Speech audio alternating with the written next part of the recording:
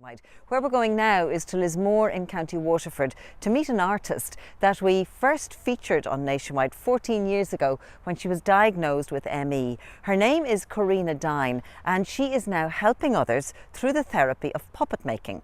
Valerie Waters went to Lismore to meet her and also to have a chat with some of the participants on her course.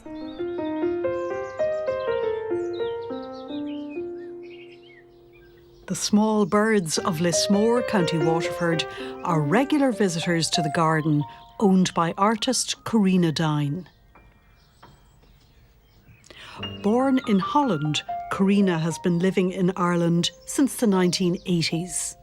She uses a wheelchair most of the time now as she suffers from ME.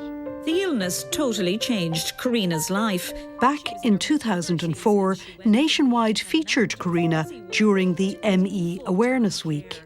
In the mid-90s, Dutch-born artist Corina Duyn began to make a name for herself as a doll maker. Her dolls caught the public's attention, and she made a number of television appearances. But in 1998, just as her doll-making business was beginning to take off, Corina was struck down with ME. In June '98, I got a viral infection and ended up in hospital, and they thought it was meningitis. I was very, very ill, and I just didn't recover from that. And although in the hospital they said after a few days, well, can't find anything, go home. So I presumed that they were right. But yet I couldn't safely cross the road because I couldn't coordinate my movements. Nearly got knocked over by a car because I couldn't actually stop. And if friends came to visit, I had to lie down because I was too tired to sit up and talk, and just didn't feel quite right. Now, 14 years after that Nationwide report, we're here at Corina's home today to meet her and some of the people close to her who have learned the practice of healing arts through the making of puppets. Throughout the years, creativity has helped me, and in turn others, hugely to understand my changed existence. I have started teaching in my own studio, which is just magic because it is those few steps across the yard, and I'm in a different world, and my studio is now not just a quiet place, it's alive with other people's stories.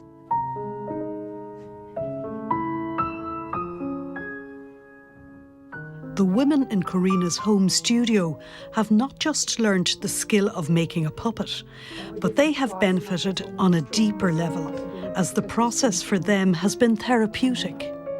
Well, she started off as a child and then a grumpy old man, and then she started to develop to look like my grandmother, my nana who passed away. And that's what took me by surprise with the puppetry, that it's much more, it's not just making a puppet. They develop into characters and have personalities themselves, and you really do you develop a real emotional attachment to them, Even with the making of her clothes, like this was a scarf belonged to my grandmother, and her pants was a hat that my grandmother had made. So it all ties in, and it's absolutely a wonderful experience. Lorraine O'Shaughnessy is an art therapist. She approached Corina and asked if she could learn puppet making from her. Her name is Fragriti. She's developed out of an interest in street art, graffiti, and she's raring to go. I think I'm going to probably live through her creatively. And I think that's the beauty about puppets. You can live through them, that you can speak through them. She's full of attitude, all right. Just can't wait to get going. In 2014, Corina Duyn was the leader of a project with the Irish Wheelchair Association called Life Outside the Box. It was a very enjoyable experience for all the participants.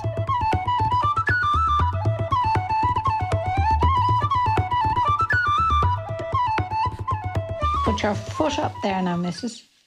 Corina's friend Anne van Hemeledonk O'Grady, who is visiting Corina today, was one of the participants in that project. We worked as a group and we had more fun than should have been legal. We laughed until we cried. It's very healing because it helps you to confront yourself, to look at life, to look at what you have been dealt as a hand, and talk about it to your compatriots, to others in a similar position.